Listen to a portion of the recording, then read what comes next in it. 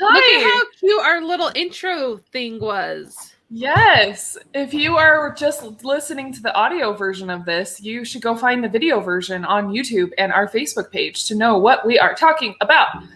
Anyways, hi. This is Cutscenes and Cupcakes, the podcast. I'm Marlee, and this is... I'm Steph. I'm Lindsey. Hi, guys. Welcome to my show. We're your gaming friends. Yes. We're the people you come to talk about games. Well, we come to talk to you into your ear holes. You're talking to me about the games? I thought you were saying that to Marlee. Like, we're your gaming friends. I'm like, we're a lot more than that. I mean, to our listeners, the we are only your gaming connections friends. we have with each other are our gaming tendencies. It's not true. I know each of these women intimately. No, you don't. Just intimately, friends. like a friendship way, not intimately as in sexual. Get your mind out of the gutter. Just the way you said it, stuff was very like intimate. Suggestive. I would never be suggestive. That doesn't sound like you. Oh my goodness. What are you guys up to in the world? Do we have any gaming news? I mean, not really. They're supposed to be doing this week, so probably in the past now that it's listening, some new God of War gameplay in a PlayStation press release. So that sounds cool. Oh, yes. A little first glance of the new God of War. Oh, I'm it's going to be amazing. I'm interested. Pre-orders for Metroid, the new Metroid game, are up. And they came out with a lot of the Nintendo stuff like really, really quickly. And so hopefully we're going to be seeing that pretty soon. Oh, and this isn't really like news. It's not like you'd open up HuffPost or Fox News and see this. But Lindsey got her Mass Effect helmet in the news. Or in the Do mail. You guys want to see it? I got it in the news. I don't know how this is going to work with my headphones, so I might not be able to hear you. Hang on. She's so Bye, excited. Lindsey. She also got a Garrus body pillow, but we won't show that. I don't know if she wants that information out there. Oh no. Oh my gosh. Yes. Nice. You have to wear that the whole rest of the thing. She can't hear us though. I can hear you. I can barely hear you. Can you hear us? You have to wear that the rest of the recording. Lindsey. It is quite large. Lindsey, I told people about your Garrus body pillow. Is that something you're okay with having on the interwebs? Well, it's too late. That's fine. I didn't order it. A friend ordered it for me. I feel like that's important to stop. It's too late. It's already there. She did. There was no name attached to this package either. So she's like, guys. Yeah, I was just like, was this you? And we're all like, no. Then I contacted BioWare. I'm like, I ordered a legendary cache, not this. Like, please make sure you send me my legendary cache. And they're like, it was a gift. Like, wow, Karen. Yeah. That's funny. Oh my goodness. Well, we are doing another one of those episodes where it's a game that not all of us have played, but the rest of it, those that haven't played, are going to learn about it and hear about it. The group project.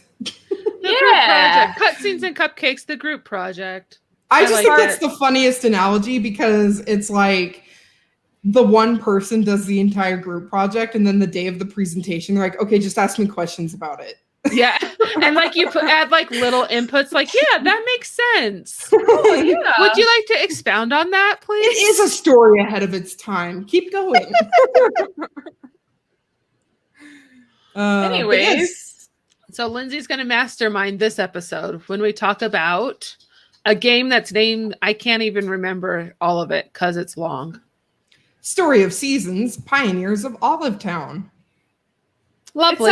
Whatever it is, it sounds cute. It does sound cute. I think living in a place called Olive Town would be delightful. And Olive Town is delightful. It's like a very sweet coastal town with like lots of different biomes. Like there's a forest, there's a cave, there's the shore. It's nice. There's like a river. That's about it. Do you want me to read our little tidbit about it? Yes. Should we dive in? Oh, yeah, let's dive in. Yes, we should. Story of Seasons is a series of farm simulation role-playing video games where the main objective is to maintain a farm over a period of time, tending the crops and livestock throughout the seasons, while befriending the nearby townsfolk and getting married in some games. Story of Seasons titles have been released on numerous different video game consoles and handheld game consoles. Several titles have been re-released on multiple platforms as special editions, which includes updated gameplay. That was beautiful. That was like very professional reading. Thank you. I would love to be an Audible narrator one day. Oh my gosh, I would like that'd that. Be so fun. It'd be such a good job. I want you to be an Audible narrator, but adding your own comments, being like, well, that was an idiot decision. And then she walked down the hallway alone, facing the demons. You know, like, I don't know. Narration plus commentary. Yes. Yes. Maybe that's a YouTube channel we need to start. I would watch it. Cutscenes and Cupcakes audiobook version. Oh my gosh, we should have an audiobook episode. Ooh. I love books. I like that. Maybe we should do brainstorm cutscenes and cupcakes. We should do video game book club. Okay, I'm fine with that. Isn't that what this whole podcast is? No, but like we read books about video games because there's some like there's the God of War graphic novels. There's the BioShock book. There's the BioShock book. There's Mass Effect comics. Yeah. There's learning about Egyptian history for Uncharted or for Assassin's Creed. Boring. Anyway, I want to hear about Story of Seasons, something about Olive Town. Pioneers of Olive Town. Pioneers of Olive Town. Before I go into the meat, the juicy, succulent meat of the gameplay, I just want to clarify a few things. So, Harvest Moon, Rune Factory, and Story of Seasons are all related, but in a different way. So, due to Natsume, I've seen the word my whole life, and I've never known how to say it. Keeping the rights to Harvest Moon name when Marvelous decided to have their own American division, Xseed Games, take over the North American distribution. Newer titles had in the series had to be renamed Story of Seasons. Well, Natsume took the opportunity to start their own Harvest Moon series. This has reportedly caused some degree of confusion among players and fans of the series. Yes, I am still confused. I don't know what happened. I don't know what the spiel is, but all I know is I'm confused and that they're related. She's confused. She's hurt. She's sad and afraid. Because I really love Harvest Moon, and I was playing this game. I'm like, this is stealing some assets from Harvest Moon. And then I was like, oh, they're related? And like they've had crossovers, and I'm just confused all over. I also would like to interject that it sounds quite a bit like Stardew Valley. Yes, you're not wrong. And I'll get into that right now. Okay. So this is very much like a Stardew Valley game. It's not, I will say though, you guys, a lot of games have come before Stardew Valley to make Stardew Valley what it is. Like Stardew Valley is almost a direct ripoff of a lot of these games, but it's better done than a lot of them. So yeah, keep that in mind. Like Stardew Valley was not the first, nor is it the last. Anyway, so yeah, this is like it's a farming game like Harvest Moon or Stardew Valley or Rune Factory. And let me text my boyfriend a frowny face. He's being really loud. I'm sure you guys can hear that, right? No? I heard your cat. I heard something. Oh, well, that's boyfriend. Anyway. Making cat noises. He's like, he's knocking my ass. But yeah, so the game starts and you are the protagonist. You can pick between a male and a female, and you just get bored with your life and up and leave on your motorcycle and drive until you can't drive anymore and end up in Olive Town. And so weirdly, the Olive Town mayor decides to make you head of tourism. And you are responsible for getting people to come visit Olive Town and like help upgrade Olive Town so more people want to come visit. So you donate certain materials and you can upgrade Olive Town, and you better your farm so you can A, get those materials, but also B, like have money to do stuff. And it's a good game. It's like I said, it's very much like those other ones that we've mentioned, but it's got cute graphics. It's like pretty, I don't know, pretty fun. Sorry, I'm super distracted by Marlee's adorable cat. I'm sorry. I'm trying to make sure he doesn't step on my laptop because he has a tendency to do that. And eat through your cord. Yes. But yeah, it's a fun enough game, but there are some issues with it. So I'm gonna dive into that. Let's hear it. Deeply, because I just don't feel like there's much to be said about this game that's unique besides it being cute and different from some others. And if I might make a comment just to kind of reiterate what you were saying about Stardew Valley and stuff, because out of all those other games, that is the only other one I've played. And just hearing the story about how you come to the town, you're meet the mayor and you're given a job and you get your farm, and then you're just kind of able to just kind of do your thing. And then it sounds exactly like Stardew Valley. I said, Stardew Valley is pretty much these games, and these games are pretty much Stardew Valley. They just have minor tweaks between how the makers work and where you get your materials and how hard it is to get the materials and what the balance is. And that leads me to my next point, which is the balance of your makers, mayonnaise makers, gem refineries, things like that, is insane in this game. They really need to fix it because it takes 4 in-game hours to make mayonnaise or more. Maybe it takes 20. I can't remember. It takes an insane amount of time to make certain things. So you're I'm not even going to bother. Why mayo? In traditional games, you can make recipes with it, which you can in this game too. You can make potato salad with it, let's say. And the issue is though, usually when you bother making something, it increases the sell value by a lot. Because, you can buy mayonnaise for $4 a nice big bottle, or you can buy eggs for pretty much dirt cheap. So you might as well upgrade it to sell it for more. However, this game fails at that. You don't make much more. And so I was I'm not going to even bother making mayonnaise. I ended up putting my mayonnaise machine in a box. Machine. in a box, and I just left it there. Because I was this is too much work. Another thing, this game just has a lot of disbalances. Because it takes 30 minutes in game to make any recipe, and I'm it didn't take me 30 minutes to make a sandwich. And time is precious because you fall asleep at 2 a.m. And so and you're trying to get as much done as you can in a day. So it just there's only so many daylight hours to farm and work on your stuff outside. You can always make mayonnaise at 2:00 in the morning. Yes, but why? Because it doesn't sell for more than that. Why are we making mayonnaise at all?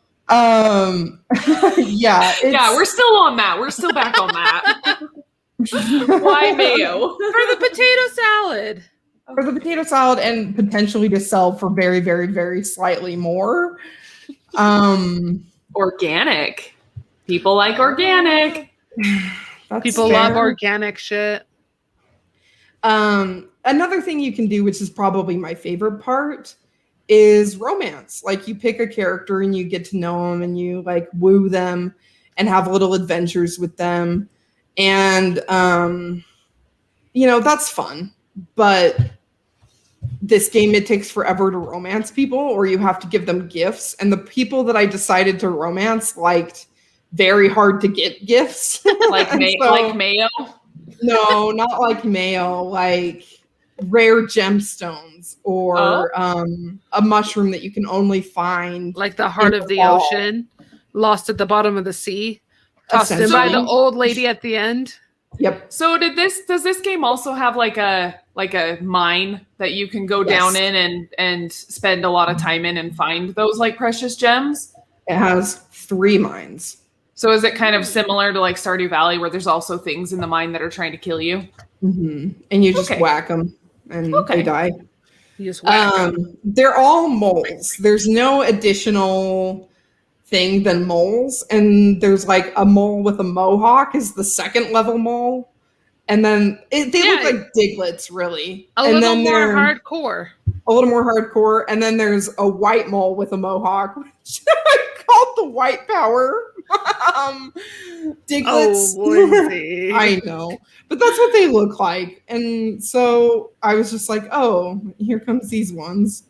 Anyway, you can edit that part out. That's fine. But yeah, there's like different kinds of Diglets that come and attack you, and you just have to whack them. And then for those of you who don't know, Diglett is a Pokemon. It looks like a little poop. It looks like a little thumb. A little poop thumb. Poop. Yep, a poop thumb. Anyway. So yeah, there are things about this game that drove me crazy, but I really enjoyed the relationships, even though the characters were all pretty dry, because I dated 2 characters at once, and that was very fun for me. Did they know? Yeah, they knew. Were you a throuple? Almost, because it, like in your journal, you can see your relationships with people. And so it was like, Damon, my boyfriend. And then you turn the page, Iori, my boyfriend. I was like, wow. Okay. But once you propose to one, they become exclusive. That makes sense. You can't really be a throuple. You can only be like, once Blake proposed to me, I had to break up with my other boyfriends. You're not wrong. You guys think she's kidding, but I did not have other boyfriends at that point with Blake. You did have other boyfriends when you started dating Blake. But at that point, that was not a thing. Moving on. Yeah. That was, not a thing. We were all there for it. We were witnesses, Stephanie. We love you, and Blake. That's the best way I can get out of this. So yeah, I dated Damon and Iori. Iori is who I ended up picking to marry because he's like very educated and like well spoken, which I enjoyed. And Damon's just too sulky and has no life. Oh, poor Damon. Yeah, he's just like, I don't know what to do. I like animals, but I don't. I just want rare gemstones, and I don't know who I am outside of myself. He just doesn't know himself. And Iori's just like, I am an adventurer who's about to get assassinated. Oh. And, like, he's always like, your romance with him is like never about him and you. It's just about you and him almost getting killed. And then you like confess that you love him, and he's like, I feel the same way. And I'm like, how? Like, we've done nothing together that is romantic. Like, so I did have some issues with the way that the like character arcs progressed, I guess. Yeah, it doesn't sound like they put a lot of like time and detail into some of those. It did feel a little slapdash, yes. So yeah, that is Pioneer's Ball of Town. I honestly don't have too much more to say about it because like it is just like those other games. You can go listen to our episode on Stardew Valley. Exactly. And like I said, like there's just a lot about it that was kind of broken. It holds a special place in my heart, and I dedicated a lot of hours into like completing it. But it's not the best. I'd say it's really good for beginners. Like it's very, very good for beginners. Put yourself in easy mode because like if you're going to play it at all, because then things sell for more and you can kind of progress a little bit faster. And like your relationships grow faster because they take forever otherwise. Like I was not more than a couple hearts after a year of knowing these people. And I was like, This is stupid. So I just ramped it up on easy. But yeah, like I'd say it's really good for kids and beginners. Okay. but it's not the best farming game out there for sure. Not farming, but like farm game. Farm simulator. Yeah. Farmville. Farming simulator. Yes. I am looking at their like the website about it, and like kind of just looking at the graphics and like the layout of the game. I actually like, I kind of like the I like the layout a lot because it looks like it's not always like that kind of straight on 2D. Is that what I'm trying to like think of? It seems like it's a little more 3D, and like looks like there's even like some scenes maybe like during dialogue where it kind of like zooms in a little bit more, and it's kind of a little more 3D. It's for sure 3D kind of thing. And so it just looks like, that just kind of looks interesting to me because like, I guess just for me personally, I struggle with this kind of side scroller like type, like 8-bit. I kind of struggle with that a little bit. And so just to kind of see this layout and that 3D it just looks a little more pleasing to me. And look at how cute those cows are. The cows are pretty llama. Cute. Did you ever have buffalo? Did you ever have a llama on your farm? I had every single kind of animal you can get, which I will give to the game. There's a huge diversity. The buffalo, it's cute. Like, there's different kinds of like goats and stuff like that you can have. Do you know you can get a plush of the buffalo? Do you know I already have it? What? Oh, it came with the game. So cute. Okay. Oh, that's so cute. The plush is sitting in Hamilton's top tier of his cat tree right now. I'm looking up this little buffalo.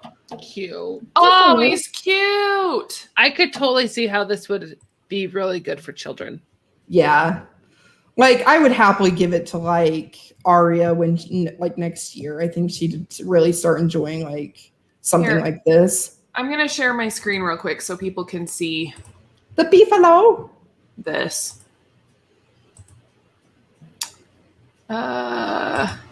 Close all your porn tabs. Sorry. Do you guys see it? Oh, the buffalo. He's so cute. Isn't he cute? Cute little schnoz. And you get like pets too that are really cute. Like you can have a pet wolf. Oh. And you can like have different pet horses. You can buy a unicorn after a point that you can ride around. That's adorable. Yeah, it's fun. It's really sweet. But like I said, like there are issues with it, but those could be patched. So maybe next year when I give it to Aria, like it'll be perfect. Okay, wait. I need to show you guys this llama now. Okay. Because I think this is really cute. I think this is the right screen. Oh, no. Where is it? The llama. Where is it? Oh, there he is. Oh, that's a llama. You like can't see his eyes because he's so fluffy. When you shear him, you can see it, but it's really cute when they're like all grown out like that. Oh, off topic too. If you need to like waste some time in a wholesome way, watch sheep shearing videos. That's fun. So satisfying. It is. Well, what would you rate Story of Seasons, the of Olive Town? In Cupcakes. I'll give it 3 out of 5 cupcakes. Vanilla cupcakes, nothing crazy. You know, just it's a game. I will say there is one fun thing about it. Well, there's many fun things about it, but one especially fun thing about it is you like you can take pictures and upload them. And so when you go to loading screens, it shows like a postcard, which is a picture that another player has taken and uploaded. Oh, cute. And they are hysterical. Like people will take a picture of like someone in the foreground on the side and it's zoomed in on them, but in the background there are other people, so it looks like they're totally creeping or like having a crisis or something. It's so funny. Like some of the pictures people get are hysterical, and like there's a lot of like butthole pictures. Like they just like go up to a fox and there's a little X for its butt and they just like take a picture of it. Oh, but that's funny. it's sweet. It's fun, and it's all like generally clean because like there's nothing you can take a picture of because there's nothing. Although some Right. people do take a picture of people's like crotch or boobs, and you're just like, what? But again, it's like pretty clean. Yeah.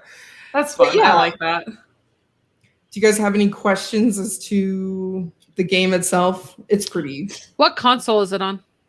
I played it on Switch. I don't know what other consoles it's on, but I played it on Switch. Nice. Yeah. No, it sounds like it is. It's like the graphics are super cute. Yeah. But I'm a Stardew Valley girl myself. But if I am you too. did give it to Aria or like one of your nephews, but if you gave it to Aria, I'd hang out with her and play it with her. There you go. Yeah. Family I would too. co-op game. Yeah. Yeah, it's cute. I like it. It also sounds a lot like Animal Crossing as well. Like I know that it has its own style and everything, but I don't know. To me, it just kind of sounds very similar too. Yeah. In good ways. In a way, yeah. If you had to choose between Stardew, this game, and Animal Crossing? no, Harvest Moon. Oh, Harvest Moon. What would you choose? Ooh. Pressure's on. Okay, Harvest Moon. Let me preface this by giving a huge undetailed explanation as to why I'm choosing it.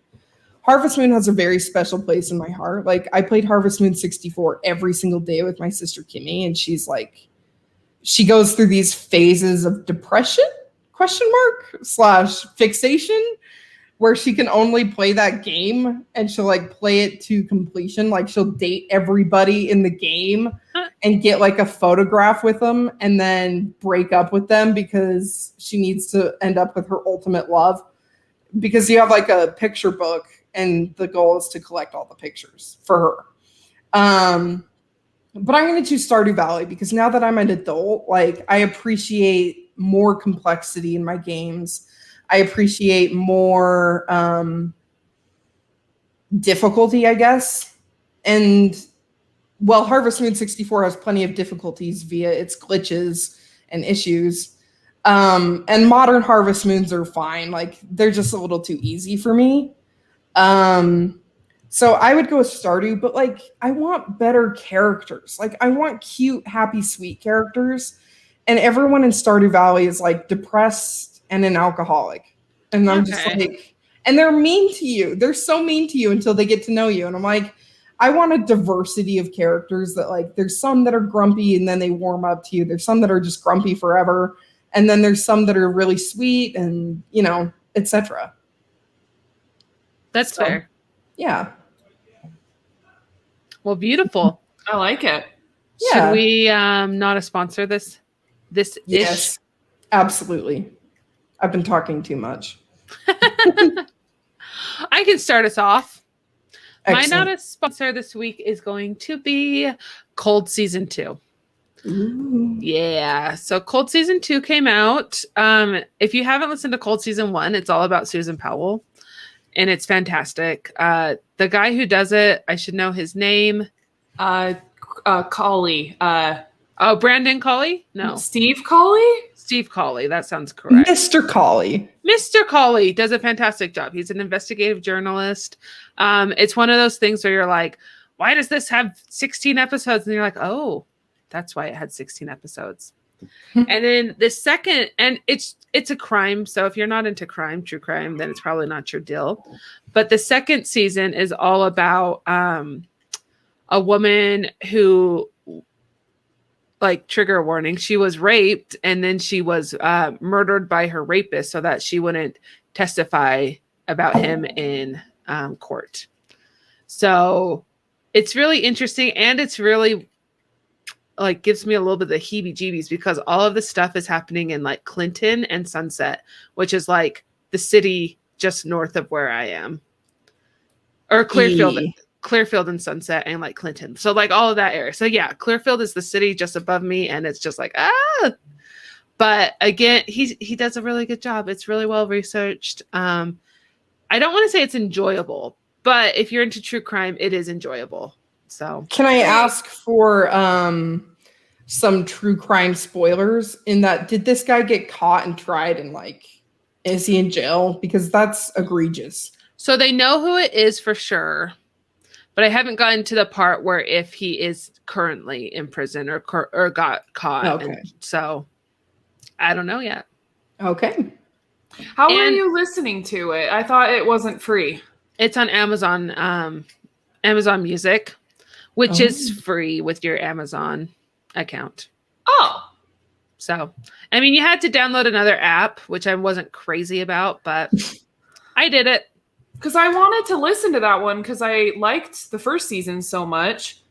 And I just didn't think I'd be able to listen to it for free because I'm already paying for Spotify. Like, why would I want to pay for another service just to listen to one podcast? Yeah, I feel you. Is it Steve Colley? Now I'm just like, what's his name? I'll look it up. Okay, you look it up. Hold on, I lost my tab and I don't want to click on the wrong thing. Where is it? There we go. Okay. My ring light is like hiding some of the tabs, so I can't see it. Oh, it's Dave Colley. Dave Colley. There we go. I knew it was Colley. Anyways, are you done? Should I go next? Yeah. Okay. I'm pretty sure I did the first season of this TV series probably last summer. But I'm going to do the season 2 of this series because I just started watching it and it's ridiculous and awesome. And I'm going to do Too Hot to Handle season 2. Yes. It is so ridiculous, but I can't stop watching it, but I kind of have to because I caught up. So I have to wait until Wednesday when they release more episodes. So for those of you who don't know what Too Hot to Handle is, it's a Netflix original series where they throw together a bunch of really hot people and they bring them there to these hot really and horny. That's good. Yes, they bring them to these beautiful resorts and on false pretenses. They think they're there for some sort of dating game, like a reality show, but really they're there for Too Hot to Handle, and then all of a sudden they find out they have rules where they can't have any sort of physical, no kissing, no sex, no heavy petting and no self-gratification. They immediately have a sex ban. And and so then they just have to kind of learn, the whole point of it is for them to learn how to make more meaningful and deeper connections with people that isn't all about sex and the physical aspect of it. So they're trying to teach these people a lesson. And of course there's prize money, but it's a pool of money, and they have to each time the rules are broken, because do they get broken, money gets deducted. And so the other people in the group are like, stop it, stop kissing each other, you're penalizing all of us, because it's anyways, it's just this ridiculous reality TV show. But I also I think one big reason why I like it so much is because I like the way that it's produced. I'm pretty sure, and somebody tell me if I'm wrong, I'm pretty sure it's produced by the same people who do The Circle. I would assume so, yeah. I'm pretty sure it is, even though they're very different reality type shows. But I guess I just like the production of it as well. I think they just do a really good job of it. So it's really entertaining. It's my one trashy TV show that I get. So just let me have it, please. Along with The Circle. Circle's not trashy. Circle is not trashy. Not trashy, but reality, I guess. But okay, yeah. well it is. But they're different. You're right. Specifically trashy reality shows. Yeah. We know the show is trash and we still like it. And you're not getting judgment from me. I've watched stuff like that in secret. You'll know. Oh, it's not a secret. I'll talk about it. Yeah. My not a sponsor is more in line with Stephanie's than it is with Marlee's. It is Prodigal Son season 1. I just finished it. I was screaming at the stupidity of the characters as well as at the junkyard murderer, because that was spooky as heck. That was crazy. It was crazy. But I just have one major complaint. If you're chained to the ground and you can reach a hammer, do you A, do nothing, B, use the hammer to break the chains or the like thing that it's holding to on the ground, or C, break your thumb so you can get out of the the restraint? I'll let you choose. No, you break the chains, Marlee. Well, I know, but that's not what happened. That's definitely not what happens. But I'm just like, because I've seen the show. Anyway. And also, like, yeah, there's other things that are just a little bit laughable, but it's such a good show. And I'm a big fan of Michael Sheen. So he's in it and he plays the dad, and he's like just so good at being a creep that like I was like, oh yeah, he's a murderer. And I'm like, it's weird they let a murderer be on staged. And then I was like, no, he's not a murderer. He's just really good at acting. Like, so yeah. I know. I love Tom Payne as well, the one that plays the son. Malcolm. Yeah. And isn't Bellamy Young in it too? And yes, she plays the mom. Oh, she's in Scandal. Okay, and she's such a bitch in it.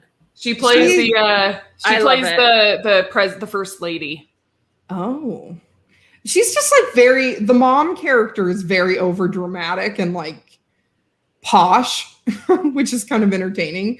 But there are times where I'm just like, oh my gosh, just go. Like, you're not involved in this. But anyway. Yeah, Prodigal Son season 1. I can't wait to get to season 2. I need to watch it. Get through it. I just admitted to listening to Cold, but I've been trying to keep my TV stuff on the like light and fluffy side because of postpartum hormones. But I've heard that Prodigal Son is good. I'll probably give it a watch. It is good. You would like it. If you liked Mindhunter, the TV show, you would like this because they're very similar vibes with like all of the like criminal profiling and stuff. And I'll say like the first 2 episodes are pretty violent and gory. Maybe the first 3. But like there's like the shock factor thing, and then it just tapers off, and you're like, why do TV shows do that? Like, have you watched season 2, Lindsay? Not yet. Okay. Anyway, sorry, I didn't mean to cut you off, Steph. No, I was just saying that's a common theme where they do really shock value episodes the first 2, and then they like kind of tame it a little. Mm-hmm. Kind of like The Boys. Oh yeah, Game of Thrones. Bad. Yeah, definitely. Yeah. Well, you guys, thank you so much for listening tonight. Today, it's night for us, but I don't know when you do your podcasting tendencies. I do. I'm just kidding. I don't. We could look it up. We do have a analytics app, but you know. But we're not. Happy day, happy afternoon, happy evening. right now. Well, and if you guys, have any feedback for us, and if you enjoy these farming simulator type games, like let us know what you think. What are your favorites? Because there's definitely a lot of them out there. They all might be pretty similar, but sounds like they're all, they all have their own unique value. So definitely let us know what you guys think. And if there's any we didn't mention tonight, I guess let us know, because I'm sure there's more. Also, who did you romance? Yeah, that's what yes. Who did you date? We need to know that. Yeah. Yes, you can send us feedback at I'm putting the banner up, cutscenesandcupcakes@gmail.com. You can also on social media. Yeah, check out our social media. We've also been streaming, so check out our Instagram to see our streaming schedules.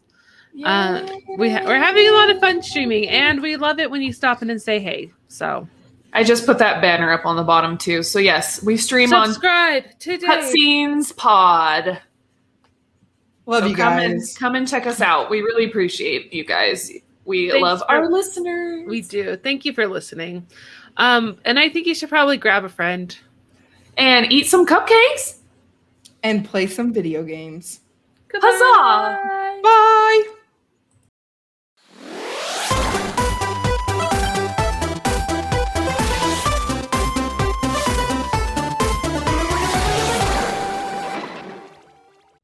This has been a Stolen Droids Media production.